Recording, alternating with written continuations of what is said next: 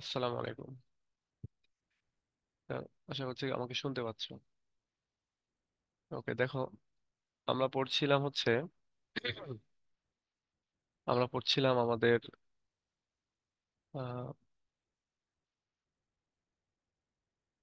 আর্নল্ডের study of poetry. এটা আমরা গতদিনে পড়েছি। এটা মেইন মেইন পয়েন্টগুলো, আজকেও ওই মেইন পয়েন্টগুলো একটু পড়বো এবং সাথে ওখানকার গুরুত্বপূর্ণ কিছু জিনিস আমরা পড়বো। হুম, তো চলো এগুলো নিয়ে আমরা আজকে পড়ি। এগুলো যখন আমরা প্রশ্ন পড়বো তখন তো প্রশ্নের নোট আমি দেবো। আর পাশাপাশি তোমরাও বিভিন্ন জায়গা থেকে বিভিন্ন রকমের নোট কালেকশন করবা, তোমরা নিজেরাও নোট তৈরি করবা। যেটা বেস্ট তোমার কাছে মনে হবে সেটা তুমি পড়বা তখন।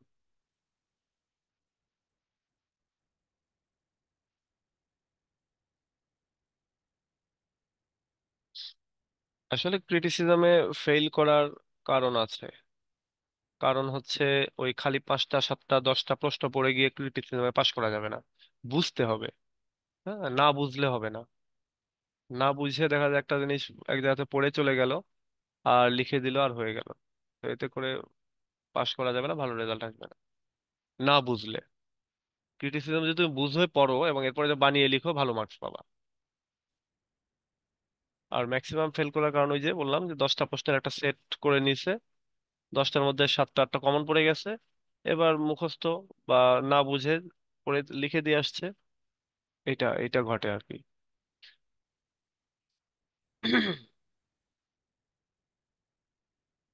যেমন অনেকেই আমার কাছে মেসেজ দেয় যে আমি তো সেকেন্ড টাইম পরীক্ষা দিব, কিছুই বুঝিনি, কিছুই বুঝতেছি না, কি করব। তাহলে একবার সে পড়েছে, পরীক্ষা দিয়েছে, সেকেন্ড টাইম এতদিন পরে এসে সে আবার বলতেছে আমি কিছুই বুঝি না। তাহলে আগের বার কি বুঝে পরীক্ষা দিল, তাই না? তো এই জন্য বুঝতে হবে, শুরু থেকে বুঝে বুঝে পড়তে হবে এগুলো। যেমন এখানে আমাদের, এখানে কি বলতেছে, এখানে আমাদের স্টাডি অফ পোয়েট্রি এই নামটার ভেতরে রয়েছে যে পোয়েট্রি নিয়ে গবেষণা করেছেন আমাদের আর্নল্ড। তিনি ওইটা করতে গিয়ে বলেছেন যে পোয়েট্রির ফিউচারটা অনেক ভালো। হ্যাঁ, এবং এইটা ভবিষ্যতে সায়েন্সের ইয়ে কম্পিটিটর হবে এবং রিলিজনের পরিবর্তে এটা ইউজ হবে, এরকমটা বলতেছে। তাহলে কত কত একটা বিশাল একটা ভবিষ্যৎবাণী তিনি করতেছেন, তাই না? ইনফ্যাক্ট আমরা এই যে ডভার বিচ যে কবিতা আর্নল্ডের, আমি যে একটু আগে পড়াচ্ছিলাম থার্ড ইয়ারে, তো ওই কবিতার ভিতরে যেটা আছে যে তিনি বলতেছেন যে বিশ্বাস বা বিশ্বাসটা পৃথিবী থেকে উঠে যাচ্ছে, মানুষ অস্তিত্ব সংকটে পড়তেছে। কারণ কি? এই for the predomination of science and technology, science আর টেকনোলজির কারণে। তো আমাদের স্পিকার ওই কবিতার তিনি হতাশ হচ্ছেন, হতাশ হয়ে তিনি এই কথাটা বলতেছেন। এবং ঠিক ওই একই রাইটার আবার লিখতেছেন স্টাডি অফ পোয়েট্রি, এবং তিনি এখানেও বলতেছেন যে পোয়েট্রির ফিউচার খুব ভালো এবং এটা সায়েন্সের জায়গা নেবে, ইয়া রিলিজনের জায়গাটা দখল করে নেবে। তাহলে বুঝো। তারপর এখানে কি তিনি এখানে পোয়েট্রির কিছু ফাংশনের কথা বলতেছেন। তিনি এখানে পোয়েটের কিছু ফাংশনের কথা বলতেছেন। তিনি বলতেছেন যে বর্তমান যুগের যে রাইটিং গুলো, সেগুলোর সাথে সেগুলো ভালো কিনা এটা আমরা কিভাবে বুঝবো। এটা অতীতের রাইটিং গুলোর সাথে এটাকে তোমার ইয়ে করতে হবে, বলতে পারো যে মেজার করতে হবে, মাপতে হবে, পাশাপাশি রেখে দেখতে হবে। এবার তিনি আবার বলতেছেন যে এই যে পাশাপাশি রেখে দেখা হচ্ছে, চেক করা হচ্ছে, এটাকে বলা হচ্ছে যে যেমন অতীতের যে রাইটিং গুলো সেগুলোকে বলা হচ্ছে টাচ স্টোন, সেটার পাশে রেখে এটাকে দেখা হচ্ছে যে কেমন। এবং আবার বলতেছে কোনো একটা রাইটিং যদি খুব ভালো হতে হয় তাহলে তাকে অবশ্যই তার প্রতি ক্রিটিসিজম অফ লাইফ থাকবে, ক্রিটিসিজম অফ লাইফ থাকতে হবে। ক্রিটিসিজম অফ লাইফটা কি? মানুষের জীবন যেমন ঠিক তেমন ভাবে উপস্থাপন করতে হবে। এবং অনেকটা রোমান্টিক ঘরানার আর কি থট। এবং এই জিনিসগুলো আজকে আমরা জানবো, হ্যাঁ, যে টাচ স্টোন মেথড কি, ক্রিটিসিজম অফ লাইফ কি। ইনফ্যাক্ট এই যে এবারে যদি কোশ্চেনটা আমরা খেয়াল করি, তোমাদের এই দুইটা থটের ভেতরে একটা আসবেই। আমরা যদি এখানে এবারে সাজেশনটা দেখি তোমাদের,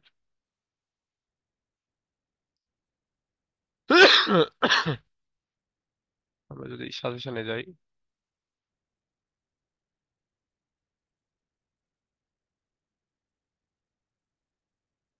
এখানে দেখো গতবার এই যে এখানে টাচ স্টোন মেথড এটা এবার আসবেই। হুম, এখন টাচ স্টোন মেথড কিভাবে আসবে? মানে এখানে আমি তো 3 স্টার দিয়েছি, যদি কোশ্চেন এদিক সেদিক না করে তাহলে এই প্রশ্নটা অবশ্যই আসবে। টাচ স্টোন মেথড রিলেটেড প্রশ্ন আসবেই। আর ক্রিটিসিজম অফ লাইফ এবার চলে আসছিল, তার মানে সামনে তোমার এই যে হয়ে গেল, এবারে যে পোয়েট্রি যে ক্রিটিসিজম অফ লাইফ এটা চলে আসছে। এটা সামনে আসবে তোমাদের, এই পার্ট বি তে আসবে সামনে। তোমাদের বেলায় এই criticism of life part B তে আসবে। আর টাচ স্টোন মেথড এটা অবশ্যই এতে আসবে। টাচ স্টোন মেথড কি, এর সুবিধা অসুবিধা কি, এটা অবশ্যই আসবে। তোমরা হিস্ট্রিতে পড়েছিলে না যে 18th সেঞ্চুরিকে প্রোজ অ্যান্ড রিজনের যুগ বলা হয়? সেটা কে বলেছিল? এই আমাদের আর্নল্ড। আর্নল্ডে এটা বলেছিলেন যে 18th century is an age of prose and reason. তাহলে তো হিস্ট্রিতে যদি কারো প্রোজ অ্যান্ড রিজন পড়া থাকতো, তাহলে এখানে সে লিখতে পারতো না, একটা আইডিয়া পেয়ে যেত। ওই আইডিয়াটা এখানে কাজে লেগে যেত। ওকে, আমরা আবার এখানে যাই তাহলে। আমরা আমাদের লেকচার শিটে যদি যাই, আমরা গতদিনে এই অংশটা পড়েছি একটু ইলাবোরেট, আজকে ওইটারই একটা জিস্ট, মানে সামারির সামারি, সেটা পরে আমরা বিস্তারিত দিকে যাব পয়েন্ট ওয়াইজ। দেখো এখানে বলতেছে poetry has an immense future, পোয়েট্রির একটা বিশাল ফিউচার রয়েছে। It will soon replace the crumbling religion and philosophy at a stay for the spirit of mankind. এবং এইটা খুব শীঘ্রই ধর্ম এবং ফিলোসফির জায়গা নিয়ে নিবে, এবং এইটা মানুষ স্বতঃস্ফূর্তভাবে নিবে। মানুষ তাদের নিজে থেকে এটাকে গ্রহণ করবে। Science will be incomplete without poetry, poetry ছাড়া সায়েন্স ইনকমপ্লিট হয়ে থাকবে। এবং poetry is a criticism of life, poetry হচ্ছে জীবনের একটা ক্রিটিসিজম, জীবনের একটা সমালোচনা। And it's power of sustaining man, power of sustaining man will depend on the power of its criticism of life। অর্থাৎ তুমি এই কবিতার যে সাস্টেইনিং এর যে পাওয়ারটা, কবিতা কতদিন টিকে থাকবে কেমন হবে, এইটার উপরে ডিপেন্ড করবে কোন কবিতায় কতটা ক্রিটিসিজম অফ লাইফ করা হয়েছে সেটার উপরে। মানে বাস্তবধর্মী, জ্ঞানধর্মী এরকম কবিতাগুলোই টিকে থাকবে। নইলে ওই শুধু মজা দেওয়ার জন্য রাইম, এই টাইপের কবিতা টিকে থাকবে না। ভালগার কবিতাগুলো টিকে থাকবে না, এটা বলতেছে। এবার দেখো বলতে, দিস ইজ, আচ্ছা, this high function of poetry demands that the standard for poetry should also be high. এই যে পোয়েট্রিকে যেহেতু সে ধর্মের জায়গা নিচ্ছে, ফিলোসফির জায়গা নিচ্ছে, সুতরাং সেটার একটা বিশাল ফাংশন আছে না, বিশাল একটা কাজ করতে হবে পোয়েট্রিকে। এই জন্য বলতেছে যে পোয়েট্রিকে এই স্ট্যান্ডার্ড, মানে এই হাই ফাংশন করতে হলে তাকে অবশ্যই হাই স্ট্যান্ডার্ডের হতে হবে। এবং মানে এক কথা তাকে, তার স্ট্যান্ডার্ডটা অনেক হাই হতে হবে। Das the best poetry should be kept in mind, এবং এভাবেই বেস্ট পোয়েট্রি গুলোই মনে রাখা হবে ভবিষ্যতে, সেটা তিনি বলতেছেন। এবার বলতেছেন, ফর জাজিং poetry one should be careful to avoid the historical and personal estimates and cultivate the real estimate. বলতেছে কেউ যদি পোয়েট্রিকে জাজ করতে চায়, কোনো ক্রিটিক বা যে কেউ, যে পোয়েট্রিটা ভালো না খারাপ, বা কতটা অট টু রিড বা অট টু রিমেম্বার, এরকমটা যদি চিন্তা করে, তাহলে one should be careful. Historical কোনো বায়াসড হওয়া যাবে না, হিস্টোরিক্যালি পার্সোনালি এস্টিমেট এখানে করা যাবে না। বরং এখানে হতে হবে হচ্ছে রিয়েল এস্টিমেট করতে হবে, মানে একেবারে রিয়েল নিরপেক্ষ থেকে পোয়েট্রিটাকে জাজ করতে হবে। এই জাজ করার ক্ষেত্রে আসবে টাচ স্টোন মেথড। ওটা আমরা জানবো।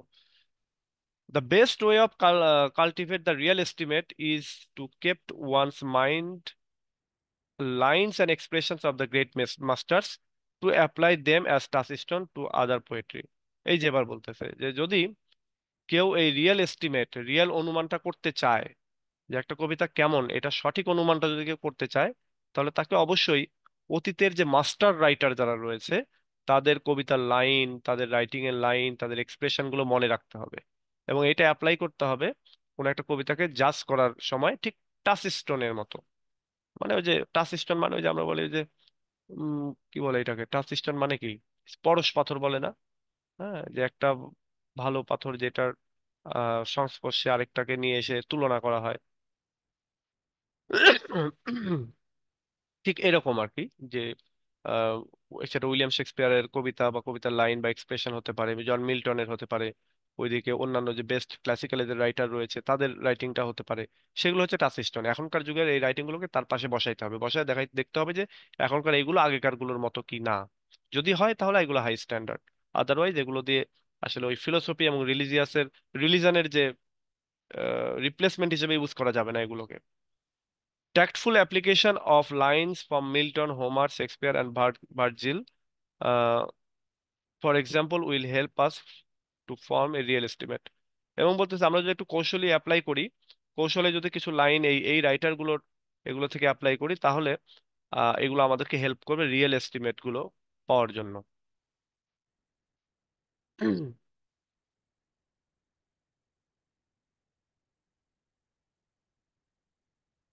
আচ্ছা, এবার দেখো 5 নাম্বার একটা পয়েন্ট, সেটা হচ্ছে the two essential qualities of excellent poetry is are truth and high seriousness. দুইটা খুবই গুরুত্বপূর্ণ কোয়ালিটিস এই এক্সিলেন্ট পোয়েট্রি, সেটা হচ্ছে ট্রুথ থাকতে হবে এবং হাই সিরিয়াসনেস থাকতে হবে। Both the matter and manner, subject এবং স্টাইলের দিক থেকে এটাকে ট্রুথ এবং হাই সিরিয়াস থাকতে হবে। Greatness of matter is inseparable from greatness of manner. এবং সাবজেক্টের ম্যাটার যেটা আর কি, সাবজেক্ট ম্যাটারের যে গ্রেটনেস, সেটা স্টাইল অফ ম্যানার বা গ্রেটনেস অফ ম্যানার থেকে আলাদা করা যাবে না। It if if subject is grand, the grand style will automatically follow. যদি সাবজেক্টটা গ্র্যান্ড হয় তাহলে স্টাইলটাও বা ম্যানারটাও অটোমেটিক্যালি ওইটা ফলো করবে। তোমরা ওই যে পড়েছিলা থার্ড ইয়ারে, প্যারাডাইস লস্ট পড়েছিলা। তো প্যারাডাইস লস্টের ভেতরে প্যারাডাইস লস্টের শুরুতে যে ইনভোকেশনটা করতেছিল আমাদের কবি মিল্টন মিউজদের উদ্দেশ্যে, সেখানে বলতেছিল যে I am going to right something great and something magnificent, something serious, so please bless me so that I can write that something extraordinary writing. তো এই যে তিনি একটা এপিক লিখতে যাচ্ছেন, এপিক লেখার সময় তিনি খুবই সিরিয়াস, এবং তিনি বুঝতেছেন যে I am going to do something great and that will make me immortal.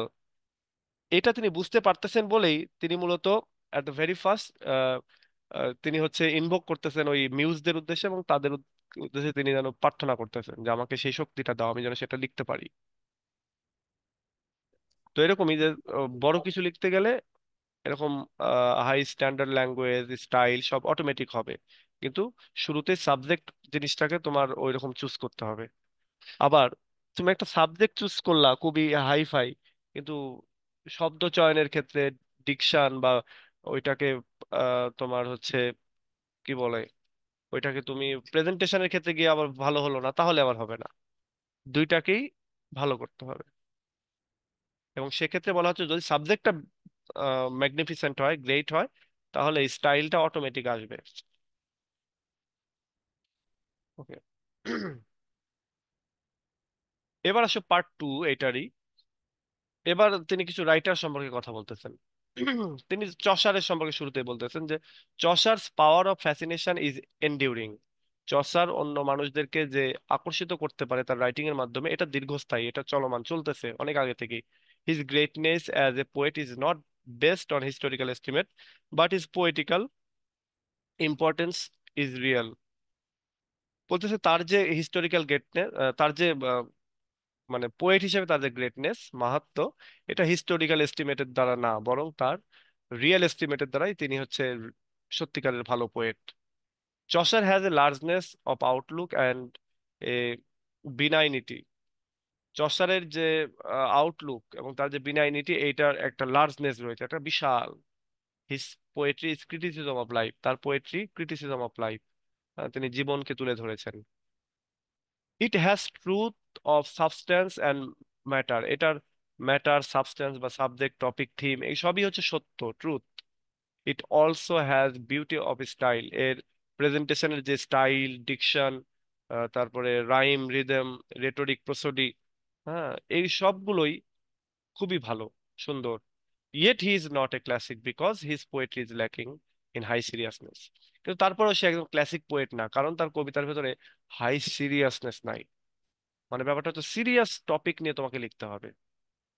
Serious topic নিয়ে যদি তুমি কবিতা লিখো, তবেই এটা হচ্ছে সিরিয়াস হবে। যেমন আমাদের আহ তোমরা যদি চসারের রাইটিং গুলো দেখো, দেখবা সিরিয়াস কোনো টপিক নিয়ে কবিতা লেখা নাই। আমরা ক্যান্টারবারি টেল যদি পড়ো, nun priest tale, Canterbury tales, এগুলো যদি পড়ো তাহলে তোমরা ওখানে দেখবা। এবার দেখো, Milton and Shakespeare of the Elizabethan age are our poetical classics. Elizabethan এজে মিল্টন এবং শেক্সপিয়ার এরা দুজন আমাদের poetical classic. There is no need to go into details for they are truly recognised for their excellence. এবং এইখানে আর প্রমাণ করার কিছু নাই, ডিটেইলে বলার কিছু নাই যে তারা সত্যিকার অর্থেই তাদেরকে যে তাদের এক্সিলেন্সের দ্বারাই, তাদের রিয়েল এস্টিমেটের দ্বারাই যে তাদেরকে রিকগনাইজ করা হয়েছে, এটা আর বলার অপেক্ষা রাখে না।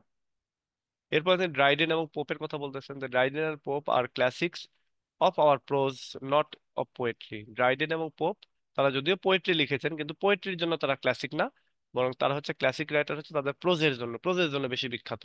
প্রোজ, তাদের প্রোজ গুলো বেস্ট কোয়ালিটির হতো। Their verse has the best qualities of prose and they are the master of prose of the excellent and indispensable 18th century.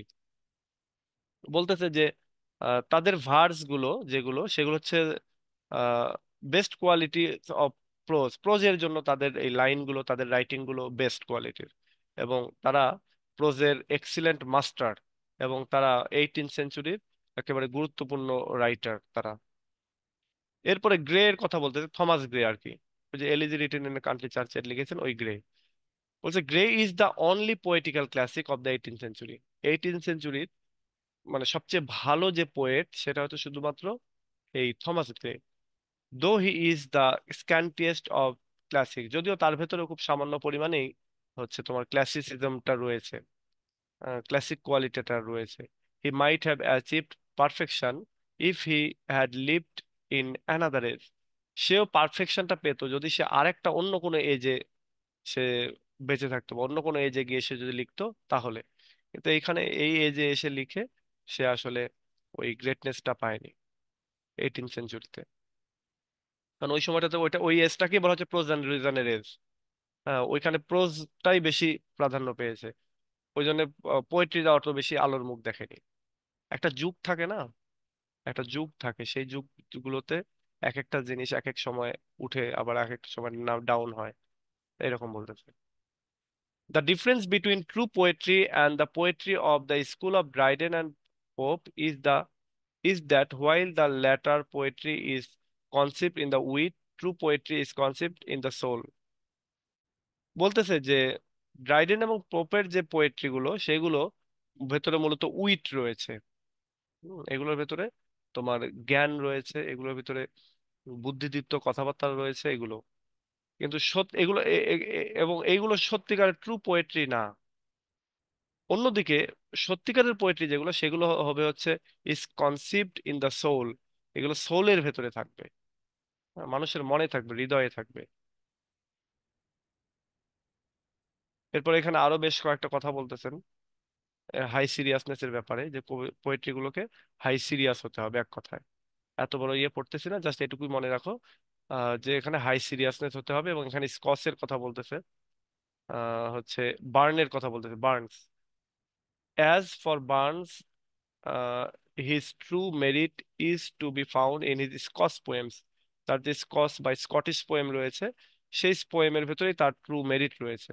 কিন্তু তারপরেও তার সে হচ্ছে ক্লাসিক পোয়েট না, কারণ হচ্ছে তার কবিতার ভেতরেও এই হাই সিরিয়াসনেসটা নাই। But he is not a classic because he also lacks in high seriousness, তার ভেতর হাই সিরিয়াসনেস ছিল না।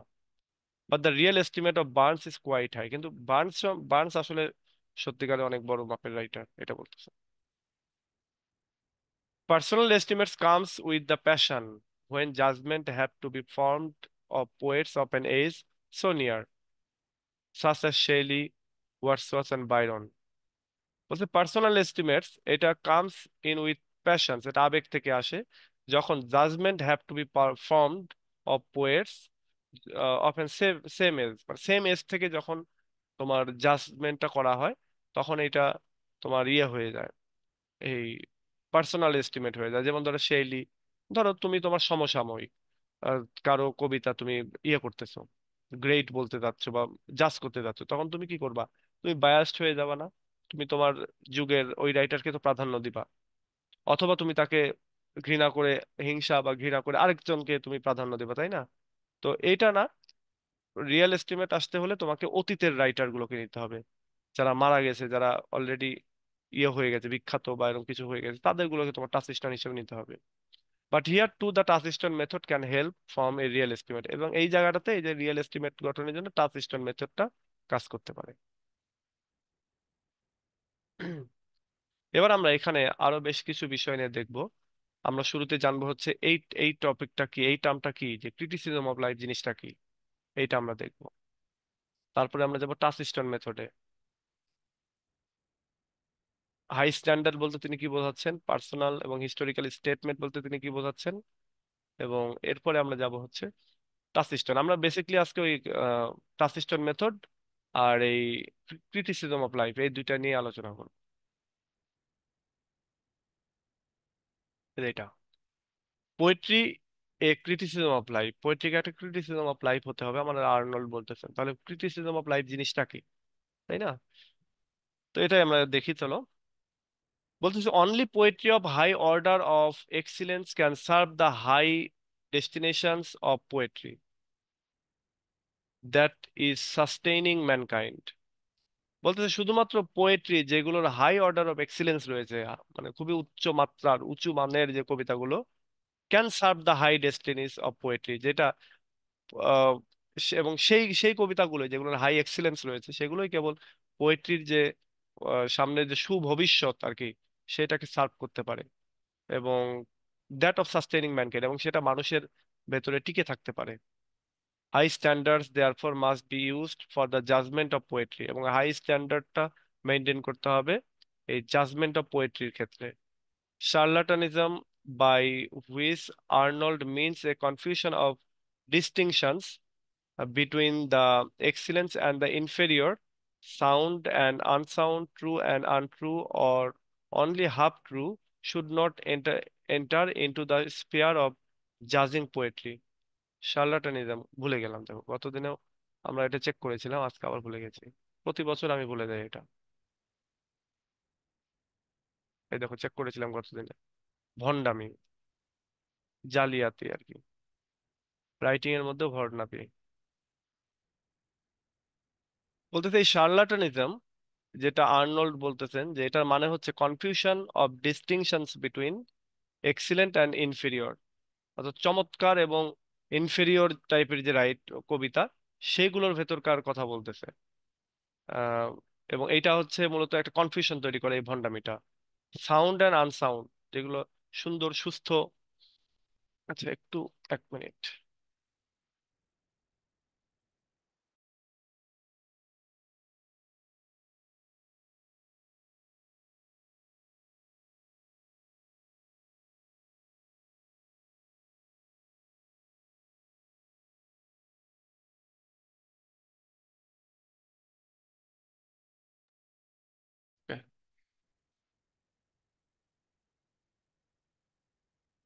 তো বলতেছে এই ভন্ডামিটা কি করে, এই এক্সিলেন্ট এবং ইনফিরিয়র এই দুইটার ভেতরে একটা কনফিউশন তৈরি করে। সাউন্ড অ্যান্ড আনসাউন্ড এটার ভেতরে একটা কনফিউশন বা একটা ডিস্টিংশন তৈরি করে। ট্রু আনট্রু এই দুইটার ভেতরে থাকে, অথবা অনলি হাফ ট্রু এটার ভেতরে থাকে। Should not enter into the sphere of জাজিং পোয়েট্রি, অর্থাৎ পোয়েট্রি জাজ করার সময় এই শার্লাটানিজম বা ভন্ডামি রাখা যাবে না।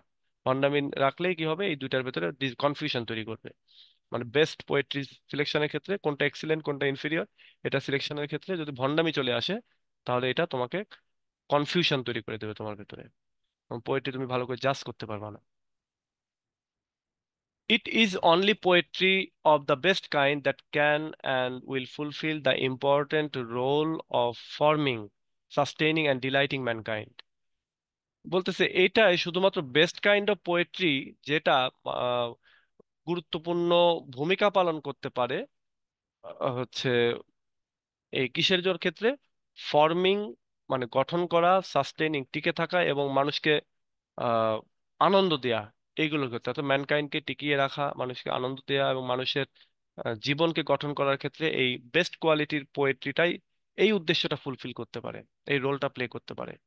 দেন he puts forward one of the most famous pronunciations pronounce pronouncement in the field of literary criticism that. আচ্ছা, এই যে এরপরে আমাদের এই এই লাইনটা তোমরা মুখস্থ রাখবা, এটা কোটেশন হিসেবে ইউজ করবা। এখানে তিনি বলতেছেন যে মোস্ট ফেমাস প্রোনাউন্সমেন্ট এটা, সেটা হচ্ছে কবিতার ক্ষেত্রে তিনি এটা বলতেছেন যে poetry is a criticism of life under the conditions fixed for such a criticism by the laws of poetic truth and poetic beauty. বলতেছে পোয়েট্রি হচ্ছে একটা ক্রিটিসিজম অফ লাইফ, এবং এইটা under the conditions fixed by such a criticism, এবং কিছু condition, কিছু শর্ত আরোপ করে দেওয়া হয়েছে, এবং সেই শর্তগুলো আরোপ করে দিয়েছে কারা?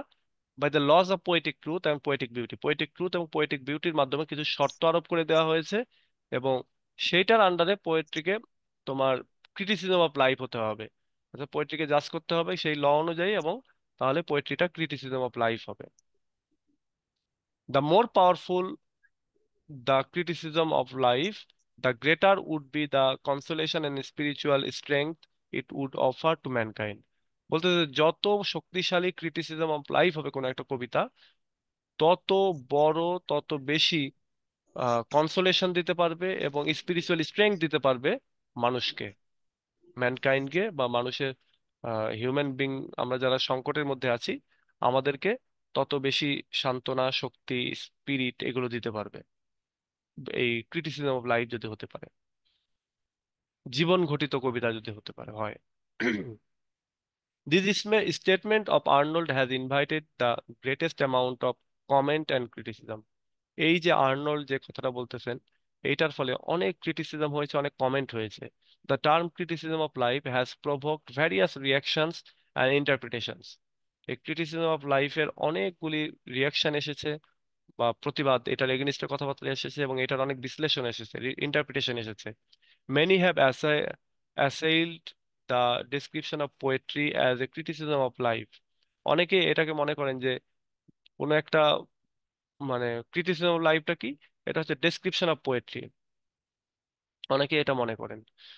Professor Garrod interprets the term to mean the poetry, এবং প্রফেসর গ্যারড যে কথাটা বলেন সেগুলো এখানে দেয়া আছে, তবে আমাদের যেটা দরকার সেটুকু আমরা পড়ি, হ্যাঁ। এখানে সবচেয়ে ভালো যেই কথাটা বলেছেন যে what is criticism of life এই ব্যাপারে, সেটা হচ্ছে Oliver Elton.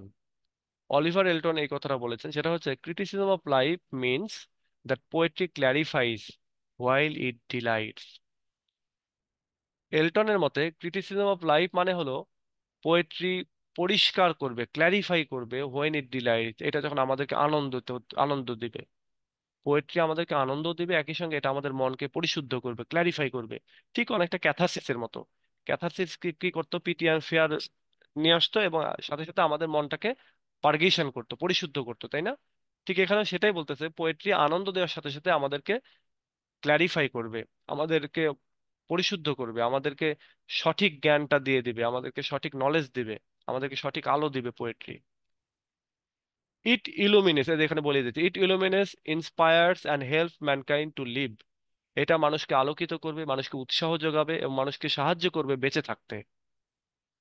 Poetry gives an insight into life and its problems, and implied in these insights are certain value judgments which equip man to face life better.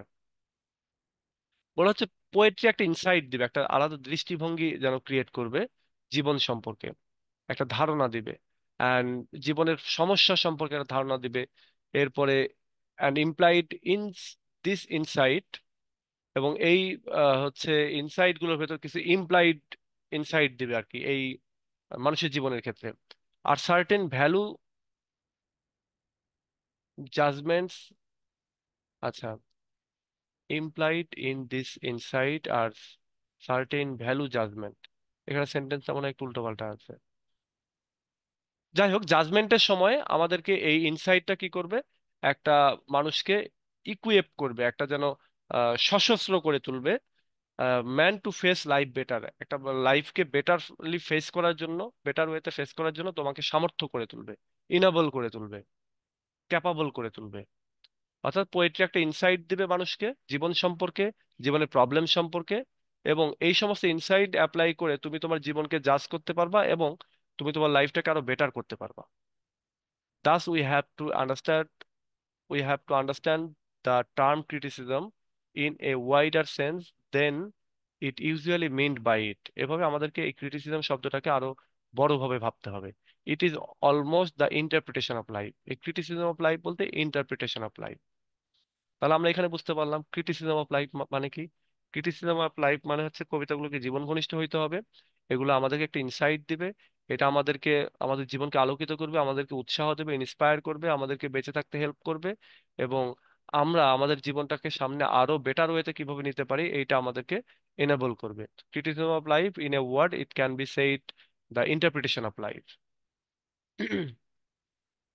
বুঝতে না পারলে বইলো, হ্যাঁ, আমি তো গড়গড় করে বলে যাচ্ছি।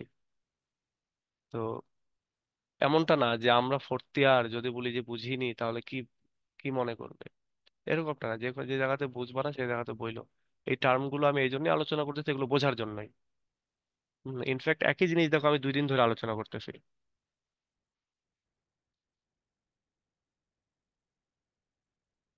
ওকে, এরপরে আমরা আসি এই যে এগুলো, তো আমরা হাই স্ট্যান্ডার্ড কবিতাগুলোকে অনেক উন্নত মানের হতে হবে।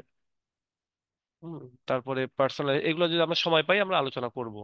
আমরা তার আগে আমরা আলোচনা করি হচ্ছে এই জায়গাটা।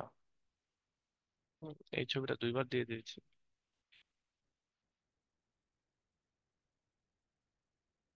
টাচস্টোন মেথড নিয়ে আলোচনা করি। আমি ওই যে একটা ইয়ে বললামই যে একটা সহজ ভাবে চিন্তা করো।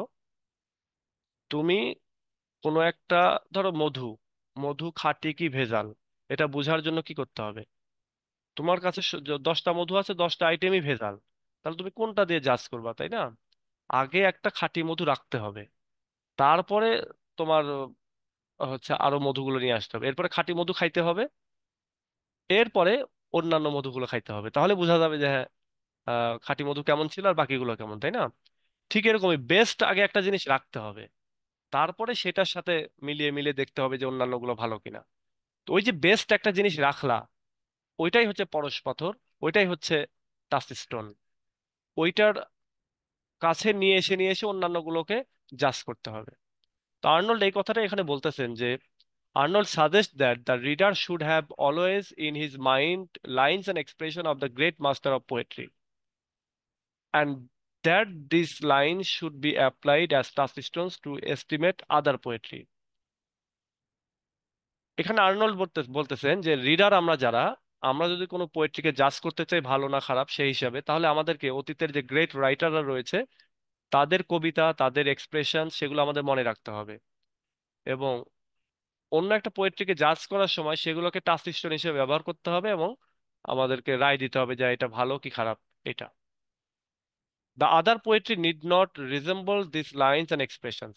অন্য যে পোয়েট্রিকে আমরা হচ্ছে ইয়ে করতেছি, আহ, কি বলে এটাকে, টাচস্টোন হিসেবে যেগুলোর কাছে নিয়ে আসতেছি, নতুন যে রাইটারদের কবিতাগুলো, এগুলোকে এখন হুবহু যে ওইগুলোর মতোই হতে হবে, কপি হতে হবে এরকমটা না। The other poetry may be different, অন্য পোয়েট্রিটা ডিফারেন্ট হতে পারে, but with tact this lines can be applied to other poetry to form correct judgement. কিন্তু আমরা কৌশলে বুদ্ধি খাটিয়ে আমাদেরকে কি করতে হবে, এই লাইনগুলো নতুন যে পোয়েট্রি গুলো এসেছে সেগুলোর পাশে রাখতে হবে কারেক্ট জাজমেন্টের জন্য। Tact will help us to use this lines as an infallible touchstone for detecting the presence of or absence of high excellence, as also determine the degree to which this quality is present. বলা হচ্ছে আমরা যে ট্যাক্টটা use করব, যে তোমার কৌশল বা বুদ্ধিটা ইউজ করব, আহ, সেইটা বা যে বিচক্ষণতা ইউজ করব সেটা আমাদেরকে হেল্প করবে, মানে সেটা tact will help us, tact আমাদেরকে হেল্প করবে এই লাইনগুলোকে ইউজ করার ক্ষেত্রে অ্যাজ অ্যান ইনফলিয়েবল টাচস্টোন, একটা অব্যর্থ একটা টাচস্টোন হিসাবে ব্যবহার করার জন্য, এবং যেটা আমাদেরকে ডিটেক্ট করতে হেল্প করবে এক্সিলেন্সের যে গুণাবলী সেইটা এই রাইটিং গুলোর ভিতরে প্রেজেন্ট আছে কিনা নাকি অ্যাবসেন্ট আছে, অথবা এটা যদি এক্সিলেন্ট হয়েও থাকে তাহলে এটা কত মাত্রার এক্সিলেন্ট, কোন ডিগ্রির এক্সিলেন্ট, সেটাও কতখানি প্রেজেন্ট রয়েছে সেটাও আমাদেরকে ইয়ে করতে হবে আর কি। মানে কত পার্সেন্ট ভালো, কত পার্সেন্ট খারাপ, এটা আমাদেরকে বের করতে হবে, সেটা বলতেছে। যে এই কৌশলগুলো খাটিয়ে টাচ গুলোর মাধ্যমে আমাদেরকে কোনো একটা কবিতা এক্সিলেন্স কিনা এক্সিলেন্ট কিনা সেটা আমাদেরকে বের করতে হবে, এবং এক্সিলেন্ট হলেও কি মাত্রার এক্সিলেন্ট সেটাও বের করতে হবে। ধরো তোমার হাই প্রেশার উঠেছে, মানে হাই প্রেশার চলতেছে, মানে হাই প্রেশার বললাম আর হয়ে গেল তা তো হলো না, মাত্রাটা কত সেটা বলতে হবে না? যে 100 হচ্ছে কি বলে, কত হাই প্রেশারের ইয়ে কি, ভুলে গেলাম তো। 150-এর উপরে মনে হয় না? যাই হোক, তো এই যে হাই প্রেশার চলতেছে বা লো প্রেশার চলতেছে এটা আমাদেরকে মেপে বলে দিতে হবে না। খালি বললাম যে এটা, তুমি একটা হয়তো মাছ নিয়ে আসলা, বললা যে এই মাছটা বড় মাছ। কত বড় মাছ? এখন একটা পুঁটি মাছ একটু সাইজে বড় হলে কিন্তু ওইটা কিন্তু বলে যে হ্যাঁ বড় বড় পুঁটি, তাই না? আবার এই পুঁটির ওই অত বড় সাইজ যদি একটা ইলিশ মাছ নিয়ে আসে তাহলে বলবে কি, এটা কোনো মাছ হলো, এটা জাটকা। ধর তো পুঁটির চাইতে বড়, কিন্তু ওখানে আর পুঁটি ওখানে বড় বলতেছে না। আবার একটা বোয়াল মাছ যদি ইলিশের কাছে রাখো, বলবে এইটুকু বোয়াল, কিন্তু অত বড় কিন্তু সাইজে। ঠিক এরকমই কোন জিনিস এক্সিলেন্সের অনুযায়ী সেটা কত ডিগ্রিতে বড় সেটা আমাদেরকে মেপে দেখাইতে হবে। Arnold illustrates his point by giving short passages and even single lines from Homer, Dante, Shakespeare and from Milton. Arnold এখানে ইলাস্ট্রেট করতেছেন তার পয়েন্টগুলোকে। তিনি এখানে কিছু শর্টস প্যাসেজ এবং কিছু সিঙ্গেল লাইন নিতে বলতেছেন এই হোমার, ডান্তে, শেক্সপিয়ার এবং মিল্টনের কাছ থেকে। দিস স্পেসিমেন্স, এই নমুনাগুলি, he says, are enough even of themselves to keep clear and sound our judgement about poetry. এবং তিনি বলতেছেন যে এই নমুনাগুলোই এনাফ হবে আমাদের কোনো একটা পোয়েট্রিকে জাজ করার ক্ষেত্রে খুবই ক্লিয়ারলি সুন্দরভাবে, to save us from fallacious estimate of it. এবং এই কবিতা সম্পর্কে কোন রকমের বায়াসড, পক্ষপাতদুষ্ট, কোন রকমের ভুলভ্রান্তি মূলক যে এস্টিমেট করা বা অনুমান করা, সেগুলো থেকে আমাদেরকে রক্ষা করবে। And to conduct us to A real estimate, এবং আমাদেরকে একটা রিয়েল এস্টিমেট করা, সঠিক অনুমান করাতে হেল্প করবে এই স্পেসিমেন গুলোতে। বাড়ির পাশে একটা কুকুরে 5টা বাচ্চা তুলেছে। এখন এই রাস্তা দিয়ে যে কেউ যাইতে লাগলেই চিল্লাচিল্লি করে, এই এখন এই চিল্লাপাল্লা করতেছে।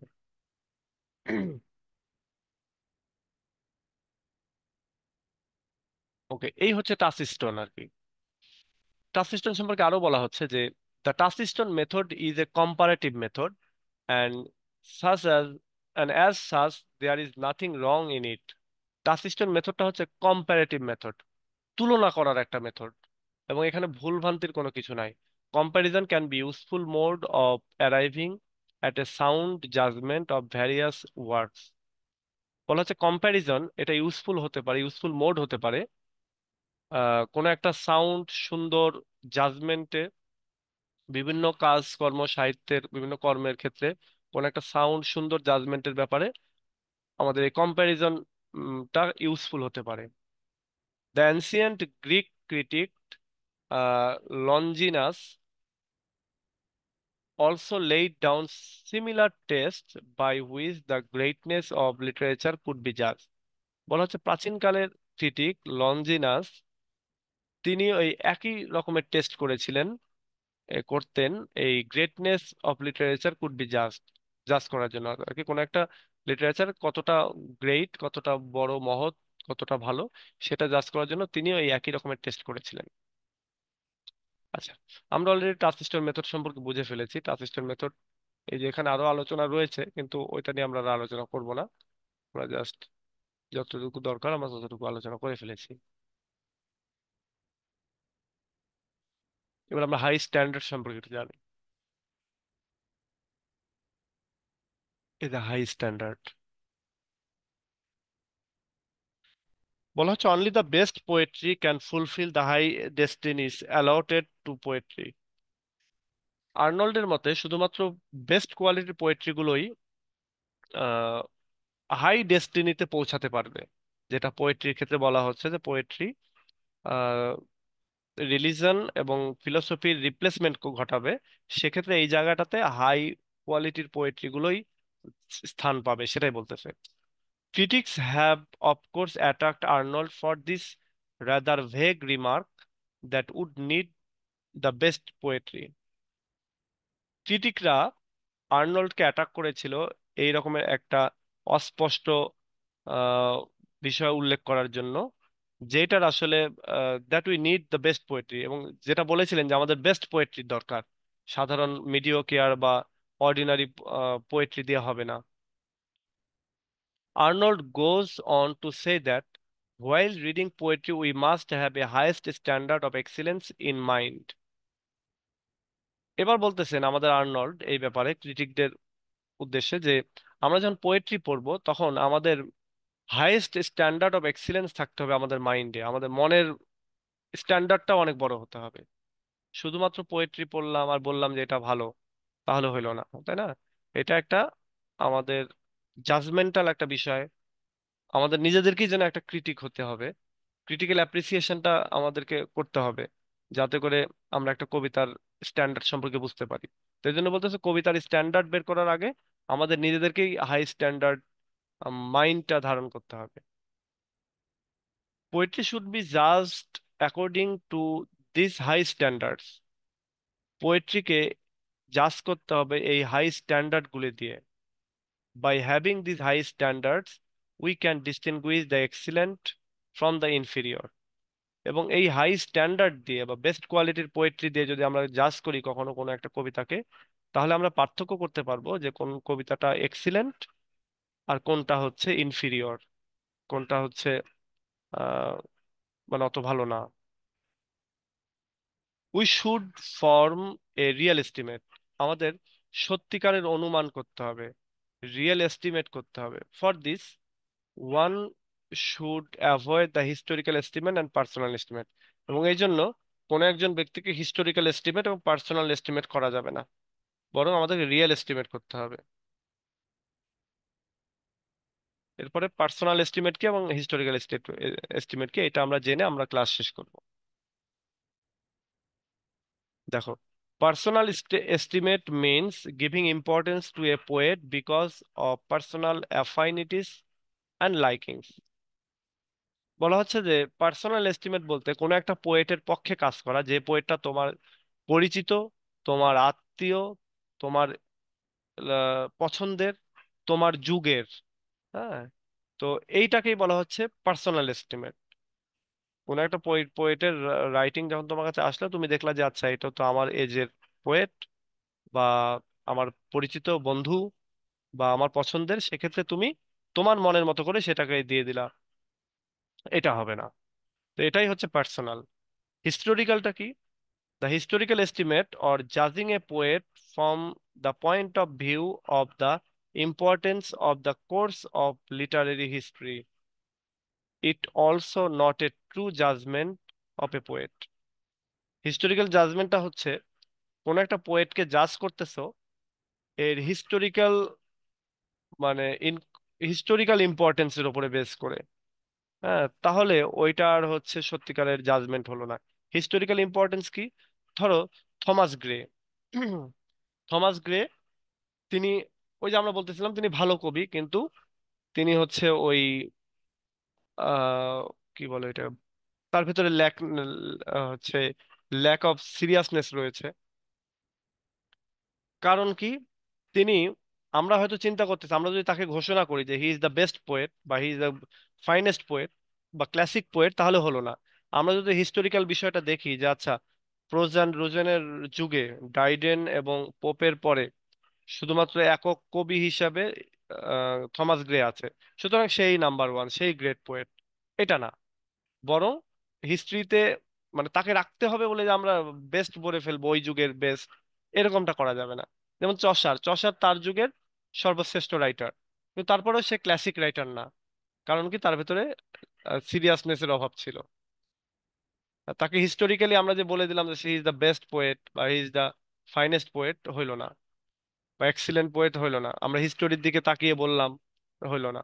বরং হিস্টোরিক্যালও হওয়া যাবে না, এস্টিমেট করা যাবে না, পার্সোনাল এস্টিমেটও করা যাবে না, নিরপেক্ষ দৃষ্টিভঙ্গি থেকে তোমাকে একটা রিয়েল এস্টিমেট করতে হবে, ট্রু জাজমেন্ট করতে হবে, এটা বলতেছে। আচ্ছা, তো আজকে এটুকুই রাখি, এবং আমাদের স্টাডি অফ পোয়েট্রি শেষ।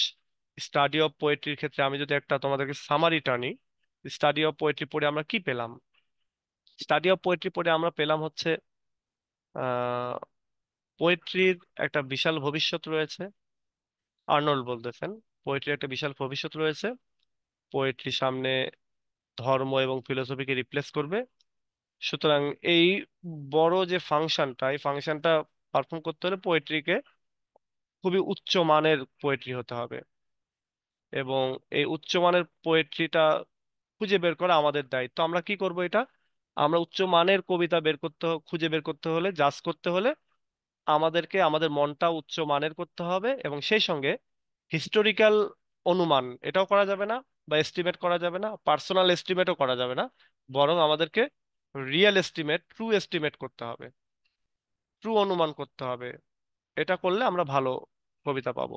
এবং এটা করতে গেলে আমাদেরকে টাচিস্টন মেথড অ্যাপ্লাই করতে হবে। টাচিস্টন মেথড কি? অতীতের গ্রেট গ্রেট মাস্টার যে রাইটাররা রয়েছে, পোয়েটরা রয়েছে, তাদের কাছে সমস্যা মানে এই যুগের বা যেটাকে আমি জাজ করতে যাচ্ছি সেই পোয়েট্রি গুলো পাশাপাশি রাখতে হবে, এবং তাদের লাইন, তাদের এক্সপ্রেশন এইগুলো দিয়ে জাজ করতে হবে। তাহলে আমরা বুঝে ফেলবো যে এটা ভালো কি খারাপ। এবং এই পোয়েট্রি গুলোকে অবশ্যই ক্রিটিসিজম অফ লাইফ হতে হবে, এগুলোর ভিতরে হাই সিরিয়াসনেস থাকতে হবে। সাবজেক্টের দিক থেকে ট্রুথ এবং হাই সিরিয়াসনেস মেনটেন করতে হবে, একই সঙ্গে ম্যানার বা প্রেজেন্টেশনের দিক থেকেও এটাকে ট্রুথ এবং এক্সিলেন্সটা মেনটেন করতে হবে, হাই সিরিয়াসনেস মেনটেন করতে হবে।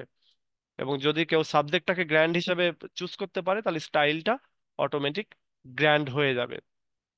এবং এই পোয়েট্রিগুলোকে তোমার ক্রিটিসিজম অফ লাইফ হতে হবে, জীবন সম্পর্কে, জীবন মানুষকে ইন্সপায়ার করতে হবে, মানুষকে প্রবলেমের সলিউশন দিতে হবে, মানুষকে ডিলাইট করতে হবে, এই সব কিছুই করতে হবে। এবং এটা করতে গিয়ে তিনি কিছু উদাহরণ টেনেছেন, যেমন চসারের কবিতাগুলো ক্রিটিসিজম অফ লাইফ নিঃসন্দেহে, তারপরে সত্যিকারের ভালো থিম, ভালো সাবজেক্ট ম্যাটার, প্রেজেন্টেশন স্টাইল সবই ওকে, তারপরে এর ভিতরে সিরিয়াসনেস নাই, তাহলে এটা হলো না।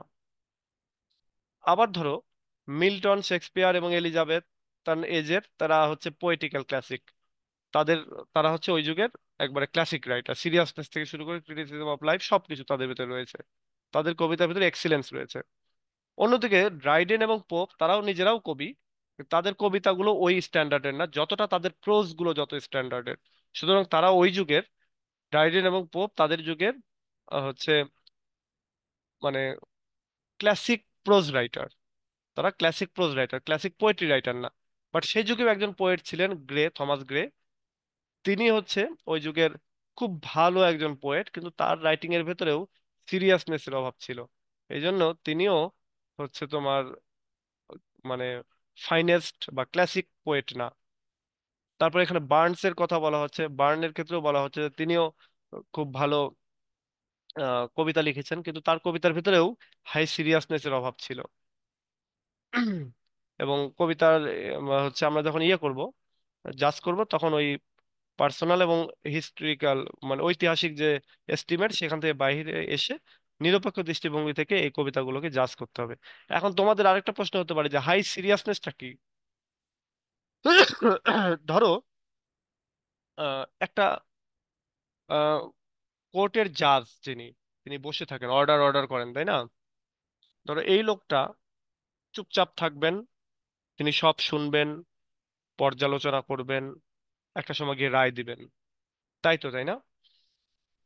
এইটা এইটা হচ্ছে ওকে। তারপরে ধরো ফিল্ডের আম্পায়াররা, ক্রিকেট মাঠের আম্পায়াররা দেখবা মানে খুব সিরিয়াস থাকে, তারা কোনো হাসি তামাশা এগুলো কিছু করে না, যেটা প্লেয়াররা করে থাকে। তো এরা হচ্ছে হাই সিরিয়াসনেসের ভেতরে থাকে। অপারেশন থিয়েটারের যে ডাক্তাররা হাই সিরিয়াসনেসে থাকে। কিন্তু দেখা যাচ্ছে যে এই আম্পায়াররা কি করলো, মাঠে গিয়ে ইয়ার কি করতেছে, একজনকে আউট দিয়ে দিল, আবার পরে বলতেছে না আউট না, আবার মানে হাসি তামাশা করতেছে। তাহলে এটা হাই সিরিয়াসনেস থাকলো না। অপারেশন করার সময় বসে বসে চা খাচ্ছে, হাসি তামাশা করতেছে, এটা হাই সিরিয়াসনেস থাকলো না। তারপরে জাজ, সে বিচার বিশ্লেষণ করতে গিয়ে ওই উকিলদের জেরার সাথে সাথে এও হাসাহাসি করতেছে, তাহলে হাই সিরিয়াসনেস থাকলো না। ঠিক এরকমই কবিতার ক্ষেত্রে কবিতা ডিলাইট করবে ঠিক আছে, কিন্তু সে ডিলাইটটা হতে হবে ভালো সাবজেক্ট দিয়ে। হুম। এটা আমাদেরকে আনন্দ দিবে, জ্ঞানের জ্ঞান দিয়ে আমাদেরকে আনন্দ দিবে। এটা এরকম না হাট্টি মাটেন টিম মাঠে পারে ডিম, এই মাঠে পারে ডিম, এই ডিম শুনে আমরা আনন্দিত হব, এটা না। তারপর হাসতে নাকি জানে না কেউ, কে বলেছে ভাই? এইসব কবিতা হচ্ছে হাই সিরিয়াসনেস না। কবিতা হতে হবে তোমাকে গ্র্যান্ড সাবজেক্ট ম্যাটার হতে হবে, গ্র্যান্ড প্রেজেন্টেশন হতে হবে। এই সব কিছু মিলে হচ্ছে হাই সিরিয়াসনেস। আমাদের এলাকায় অনেক এরকম মানুষ থাকে না, যে খুব মুডি, বাট কাছে গিয়ে যখন 2 ঘন্টা বসে গল্প করবা দেখবা যে সব খুব সহজ সরল, খুব ভালো মানুষ, হাসি তামাশা সবই বোঝে। আবার কিছু মানুষ আছে, যেমন আমাদের ধরো বড় চাচা, আমরা যেটাকে বলি জ্যাঠা বা বড় আব্বা, এরা টাইমই দিতে চায় না। এরা হচ্ছে হাই সিরিয়াসনেস। কখনো হাসতে দেখবা না, এরকম অনেক লোক আছে। তো এরা হচ্ছে হাই সিরিয়াস। কোনো একটা কাজে গিয়ে অনেকে অনেক হাই সিরিয়াস থাকে। আচ্ছা, তো এই হচ্ছে অল অ্যাবাউট এই স্টাডি অফ পোয়েট্রি। আশা করি এটা বুঝতে পেরেছে, এবং একটু চিন্তা করবা, ভিডিও দুইটা দরকার আরো একবার দুইবার দেখবা। আর পাশাপাশি যখন প্রশ্ন পড়বো তখন তো এগুলো রিলেটেডই প্রশ্ন হবে। তো এই এই যে আমি যে 2টা লেকচার দিলাম, এটাই যদি তোমরা ভালো করে মনে রাখতে পারো, এগুলো বানিয়ে লিখলেই মার্কস। এবং এগুলো বানিয়ে লেখা মানে বই থেকে লেখা, আলাদা কোনো নোট দেখে লেখা না। তো তোমরা এগুলো ওইভাবে ইয়ে করার চেষ্টা করো। আর তোমাদের কোনো কোশ্চেন থাকলে করো।